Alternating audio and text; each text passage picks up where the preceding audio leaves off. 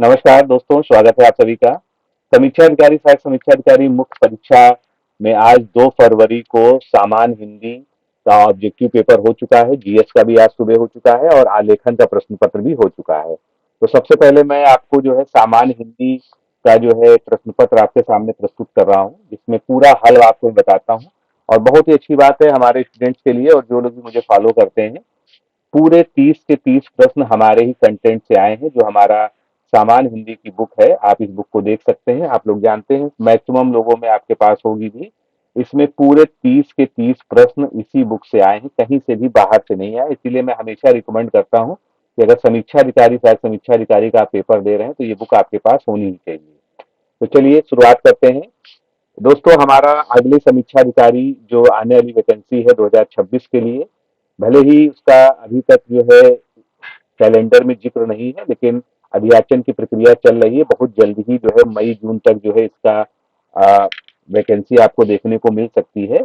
और हम अब तक 55 प्लस चयन दे चुके हैं 5 सालों में विभिन्न परीक्षाओं में, जिसमें सर्वाधिक हमारे चयन जो है 45 के लगभग चयन हमारे केवल और केवल जो है समीक्षा अधिकारी परीक्षा में है। और 2023 की जिस मुख्य परीक्षा का मैं आपको पेपर सॉल्व करा दे रहा हूँ, इसमें मेरा अकेले का टारगेट 50 प्लस का है, जिसके लिए हमारे छात्र तैयार हैं। वो लोग इस वीडियो को देख भी रहे होंगे और उन्होंने बहुत जबरदस्त पेपर किया है आलेखन का भी। हम लोग अगले वीडियो में आलेखन पर भी चर्चा करेंगे। तो अगर आप भी जो है हमारे जो है प्री और मेंस वाले बैच, अभ्युदय बैच से जुड़ना चाहते हैं 2026-27 के लिए, फुली डेडिकेट होकर तैयारी करना चाहते हैं, तो आप जुड़ सकते हैं। और पूरी तैयारी जो है आप कर सकते हैं हमारे साथ में। अच्छे से अच्छी तैयारी आप जो है करेंगे। इसमें पूरा आपको वीडियो लेक्चर्स, नोट्स और टेलीग्राम टेस्ट और फुल टेस्ट के माध्यम से जो है आपकी पूरी तैयारी कराई जा सकती है। अधिक जानकारी के लिए जो नंबर आपको दिखाई दे रहे हैं, इन पर किसी में भी आप व्हाट्सएप करके जानकारी ले सकते हैं। चलिए आगे बढ़ते हैं। सामान्य हिंदी एवं आलेखन में हमारी ये प्री के लिए बुक है और जो ऑब्जेक्टिव पेपर की है, और मेंस के लिए बुक है। सारा कंटेंट मेंस का इसी से आया, आलेखन वाले में डिस्कस करेंगे। तो अब देर न करते हुए सबसे पहले हम पहला प्रश्न लेते हैं। जो बूढ़ा ना हो, यानी जो बूढ़ा नहीं होता है वो कहलाता है अजर। ठीक है। और यहाँ पर जो है हमारा जो है बुक में भी आप देख सकते हैं, 93 नंबर पेज पे आपको इसको मिल जाएगा। ये साइड में जो है मैं बुक का जो है स्क्रीनशॉट और पेज नंबर मैंने लिख दिया है, जिससे मैं बार बार मुझे डिस्कस ना करना पड़े।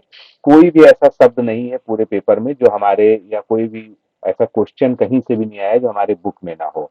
आज का तत्सम शब्द होता है अर्ची। ठीक है। आंख का तत्सम शब्द अर्ची होता है। और यहाँ पर देखिए, आंख का भी पूछा गया है इसी प्रश्न पत्र में, अक्षी, जो आगे हम बताएंगे। फिर अगला प्रश्न आपका तीसरा है, निम्नलिखित में से शुद्ध वर्तनी वाले शब्दों का समूह कौन सा है? इसमें से कौन सी वर्तनियां जो है सबसे शुद्ध है? तो सी ऑप्शन इसका करेक्ट है, शुश्रूषा, पूजनीय और निरपराध। ये तीनों का ही यह प्रमाण हमारी बुक में आप देख लीजिए। और एक शब्द कालिदास भी आगे पूछा गया है अलग से, बिल्कुल, वो भी जो है हमारी बुक में ही है। ठीक है। तीसरा शब्द, निश्चित संख्यावाचक विशेषण का निम्नलिखित में कौन सा भेद है? ठीक है। तो निश्चित संख्यावाचक तो है ही है, और उसके अंतर्गत ये देख लीजिए हमारे बुक में क्रमवाचक विशेषण, अन्य बुक में भी है लेकिन मैं जो है यहाँ पर दिखा रहा हूँ पेज नंबर 41 पे हमारे बुक में जो है दिया है। जो लोग बुक पढ़ते हैं रेगुलर हमारी जो है तैयारी से पहले, उनका पेपर जो है 100% 60 में 60 वाला उन्होंने किया है। अगला प्रश्न है, निम्नलिखित में से कौन सा एक सही विलोम युग्म नहीं है? तो दोस्तों यहाँ पर नहीं पर ध्यान दीजिए।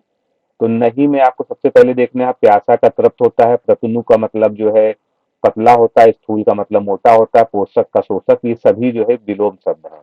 और यहाँ पर जो है जो विलोम नहीं है वो प्रतिबद्ध का संबद्ध विलोम नहीं है। प्रतिबद्ध का विलोम क्या होता है? अप्रतिबद्ध होता है। ठीक है। मोहन सुंदर बालक है, इसमें विशेष शब्द क्या है, यानी जिसकी विशेषता बताई जा रही है। तो सुंदर आप देखिए विशेषण है, सुंदर किसके लिए विशेष यहाँ पर प्रयोग हुआ? बालक के लिए। नेक्स्ट क्वेश्चन, जो व्याकरण जानता हो उसको व्याकरण कहते हैं, इसमें कोई भी संदेह नहीं है। ठीक है। 109 नंबर पेज पे हमारी बुक में है। यायावर में कुछ लोगों ने जो है थोड़ा सा कंफ्यूज हो गए हैं, लेकिन यायावर का जो है जिसका कोई स्थायी ठिकाना ना हो, यानी जो हमेशा घूमता रहता हो। ठीक है। और जो रमण करने वाला होता है उसको रमणशील बोला जाता है, उसके लिए स्पेशल शब्द है। तो यहाँ पर सी ऑप्शन ही सही होगा, बिल्कुल भी आपको इसमें कोई मतलब कंफ्यूजन वाली बात नहीं है। इसके बाद जो है आप देख लीजिए, सही विकल्पों का मिलान करना है। गुरु का क्या होता है? लघु होता है। यहाँ पर गुरु का मतलब भारी या बड़ा, लघु का छोटा। गुप्त का प्रगट, गरल का सुधा, यानी कि अमृत, और गृहस्थ का सन्यासी। ये सभी शब्द जो है यहाँ पर आप देख सकते हैं, हमारी बुक में भी है। तो इस तरह से इसका सही उत्तर हो गया बी ऑप्शन जो है, इससे मिलान कर लीजिएगा, ये सही है। ठीक है। फेंक कर चलाया जाने वाला हस्त, जो फेंक कर चलाया जाता है वो अस्त्र कहलाता है। ठीक है। और जो हाथ में पकड़ के चलाए जाते हैं उनको हम शस्त्र कहते हैं। ये हमारे बुक में भी आप देख सकते हैं। मेरी गाय सीधी है, इस वाक्य में विशेषण है, किस प्रकार का विशेषण है, ये आपसे पूछा गया है। तो मेरी गाय सीधी है, पहले इसमें विशेषण शब्द कहाँ है, विशेषण शब्द है सीधी। और ये किसके बाद आई है, विशेष के बाद आई है। विशेष के बाद अगर विशेषण आता है तो उसको हम विधेय विशेषण कहते हैं। सेम इसी तरह का देखिए, गाय को लेके ही एग्जाम्पल है इसी सेक्शन का जो है। यहाँ पर डी ऑप्शन करेक्ट है। डीठी का तत्सम रूप क्या होगा, दृष्टि होगा। नेक्स्ट क्वेश्चन, ज्येष्ठ शब्द का तद्भव शब्द क्या है, तो ज्येष्ठ का जेठ होता है। ठीक है। नेक्स्ट, अक्षी शब्द का तत्सम रूप, अभी पीछे भी हमने बात की थी, आंख का अक्षी होता है। आंख तद्भव शब्द है और अक्षी जो है उसका तत्सम रूप है। नेक्स्ट हमारा है यहाँ पर शब्द और विलोम। इस बार सबसे अच्छी बात है आयोग ने ये किया है कि कहीं पर कोई विवाद की गुंजाइश ही नहीं छोड़ी, सभी उत्तर बिल्कुल करेक्ट है, कोई भी कहीं पर विवादित उत्तर प्रश्न इस बार नहीं मिलेगा। तो पहला क्या आपके सामने है, करुण का निष्ठुर, बी ऑप्शन हो गया। कटु का, कटु मतलब कड़ुआ, का मधुर हो गया। कुटिल का सरल हो गया। कर्मठ का अकर्मण्य हो गया। तो इस तरह इसका सही उत्तर क्या हो जाएगा, डी उत्तर हो जाएगा। इसको मिला लीजिएगा। ठीक है। सेम इस तरह का आप जो है यहाँ पर हमारे इसमें एग्जाम्पल देख सकते हैं। नेक्स्ट है, एक वर्ग में विशेष विशेषण गलत है, यानी पहले विशेष होना चाहिए उसके बाद विशेषण होना चाहिए। तो अभिषेक का अभिषिक्त बिल्कुल ठीक है। उपन्यास का औपन्यासिक सही है। ऋषि का आर्ष सही है। इह का ऐहिक नहीं होता है। ठीक है। ये जो है यहाँ पर गलत दिया है, बाकी आप देख लीजिए सब जो है यहाँ पर जो है दिया हुआ है। अगला प्रश्न देखते हैं 17 नंबर। इसमें देखिए कौन सा जो है ऐसा विकल्प का पूरा सेट है जिसमें शुद्ध वर्तनी वाले ही सारे शब्द हों। तो इसमें आप बिल्कुल सीधा सा देखेंगे, अतिथि, कृतकृत्य, कोमलांगी और गृहस्थ, ये चारों शब्द बिल्कुल सही दिए हैं। ठीक है। और बाकी सभी किसी में गलती है। क्षमा है तो क्षमा इस प्रकार लिखा जाएगा। छौंकना, ये छौंकना गलत लिखा हुआ है। तत्कालिक की जगह तात्कालिक लिखा जाएगा। आशीर्वाद की स्पेलिंग यहाँ पर देख लीजिए, गरिष्ठ में था होना चाहिए। तो इस तरह से यहाँ पर जो गलतियां थी वो जो है मैंने बता दी। सी ऑप्शन यहाँ पर बिल्कुल करेक्ट है, सारी वर्तनी इसमें सही है और ये वर्तनी हमारी बुक में आप यहाँ पर देख सकते हैं। नेक्स्ट है, वाक्यांश और उनके लिए एक शब्द के युग्म दिए हैं, इसमें से सही पूछा गया है कौन सा है। तो इंद्रियों को जीतने वाला जितेंद्रिय होता है। क्षमा पाने योग्य जो होता है उसको क्षम्य होता है वो। और जो वचन से परे हो यानी इसका वर्णन नहीं किया जाता है वो वचनातीत होता है। या उसके लिए एक शब्द और भी हो जाता है, अनिर्वचनीय कहा जाता है। और जो बहुत बोलता है वो वाचाल होता है। ठीक है। तो इस तरह से यहाँ पर जो है सही उत्तर हमारा डी हो जाएगा। फिर शुद्ध वर्तनी वाला शब्द इसमें जो है, जो हमने पीछे भी जिक्र किया था, कालिदास, ये जो है शुद्ध शब्द होता है। अगला, होठ का तत्सम रूप ओष्ठ हो जाएगा। सी ऑप्शन यहाँ पर करेक्ट है।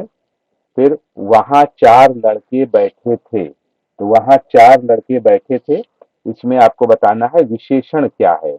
तो विशेषता क्या बता रहा है, लड़कों की विशेषता बता रहा है कि उनकी संख्या चार है। तो चार तो यहाँ पर विशेषण शब्द हो गया। अब चार किस प्रकार का है, निश्चित संख्यावाचक शब्द है। ये हमारी किताब से जो है आप रेफरेंस ले सकते हैं। तो इसका उत्तर जो है क्या हो जाएगा, बी हो जाएगा, चार, निश्चित संख्यावाचक में गणनावाचक जो है ये है। आगे चलते हैं। निम्नलिखित विलोम शब्दों को सुमेलित कीजिए और कूट से सही विकल्प का चयन कीजिए। ठीक है। तो परिश्रम का विश्राम हो गया। निषिद्ध का विहित हो गया। दरिद्र का धनी हो गया। और द्वेष का सद्भावना हो गया। सीधा सा मिलान है, इसमें कोई भी जो है कोई जो है बहुत टेस्ट नहीं है। तो इसका जो है आप देखेंगे, ए का 4 और बी का 3 और सी का 1। इस तरह से सी ऑप्शन जो है यहाँ पर करेक्ट हो जाएगा। अगला जो है क्षीर शब्द देखिए, खीर से बना हुआ है, इससे खीर बनता है, मतलब क्षीर तत्सम है और इसका तद्भव रूप खीर है। डी ऑप्शन इसमें जो है बिल्कुल करेक्ट होगा। फिर जो है इस बार विलोम शब्द जितने भी हैं उन्होंने मिलान में पूछे हैं, ये भी अच्छी बात है। उपसर्ग का प्रत्यय ईश्वर का जीव हो जाएगा। इह लोक का परलोक और उदार का कृपण हो जाएगा। तो अगर आप इसको जो है इसमें देखेंगे तो इसमें भी सी ऑप्शन जो है जो इससे मैच कर रहा है। ठीक है। नेक्स्ट जो है, उत्तम का विलोम शब्द क्या है? उत्तम का जो है विलोम शब्द अधम हो जाएगा या अनुत्तम हो सकता है। ठीक है, ये देख लीजिए। नेक्स्ट है, इसमें शुद्ध वर्तनी वाले सारे विकल्पों का हमको एक साथ चयन करना है कि कौन से शुद्ध वर्तनी वाले हैं। तो इसमें आप देखेंगे सी ऑप्शन को देखिए, हिरण्यकशिपु, शूर्पणखा, हितेच्छु और समित, ये सभी सही है। ये हमारे में आप देख सकते हैं सभी शब्द जो है दिए हुए हैं। और जितने भी प्रश्न है, जितने भी विकल्प हैं, उनमें जितने भी शब्द हैं वो सब हमारी आपको बुक में भी मिल जाएंगे। निम्नलिखित में से वर्तनी की दृष्टि से शुद्ध वाक्य कौन सा है? ठीक है। अब इसमें आप देख लीजिए, निरपराधी शब्द है, यानी कि ये सही नहीं हो सकता है। अनुग्रहित में ग्रहित ये वाला होता है, आप ये देख लीजिए। ठीक है। उसके बाद संस्कृत में व्यवहारिक की जगह व्यावहारिक होता है, तो सही क्या है? वह सन्यासिनी का आश्रम है। ठीक है। सन्यासी का जो स्त्रीलिंग होता है सन्यासिनी होता है, और इसकी वर्तनी बिल्कुल सही है। तो ये 28 नंबर में ये ऑप्शन सही है। 100 वर्ष का समय शताब्दी कहलाता है, या 100 वर्ष का समूह जिसको कह सकते हैं। तो ये ऑप्शन जो है इसमें करेक्ट है। और इसी तरह से फिर इसमें कौन सा वाक्य शुद्ध है, ये आप देख लीजिए। हरिश्चंद्र ने मुक्त हस्त, क्योंकि मुक्त हस्त का मतलब होता है खुले हाथ से, तो सा उसमें जुड़ा होता है, इसलिए से वाला कोई भी ऑप्शन सही नहीं होगा। जहां भी से होगा वो कोई सही नहीं होगा। तो उसने मुक्त हस्त धन लुटाया, ये बिल्कुल करेक्ट है। तो मित्रों, इस तरह से आपने देखा कि 30 के 30 प्रश्न निर्विवाद हैं। इसमें कोई भी जो है किसी तरह की करेक्शन की गुंजाइश नहीं है। सभी हमारी बुक से ही पूछे गए हैं। हमारे बैच में जितने लोग हैं, जो लोग ये बुक पढ़ते हैं, उन्होंने 60 में 60 भी किए हैं। कुछ लोग हैं जो एक आध में कंफ्यूज हो गए, खासकर यायावर वाले में। अगर आप हमारे साथ जुड़ के तैयारी करना चाहते हैं, आप चाहते हैं कि जो नेक्स्ट वैकेंसी हो उसमें आप भी जो है सचिवालय के लिए समीक्षा अधिकारी के लिए कंटेस्ट करें और सफल हो उसमें, तो आप आज ही जुड़िए। हमारा बैच चल रहा है, उसमें टेलीग्राम ग्रुप भी में भी लगातार प्रैक्टिस चालू है, शुरू है, और आप अभी से जुड़ेंगे।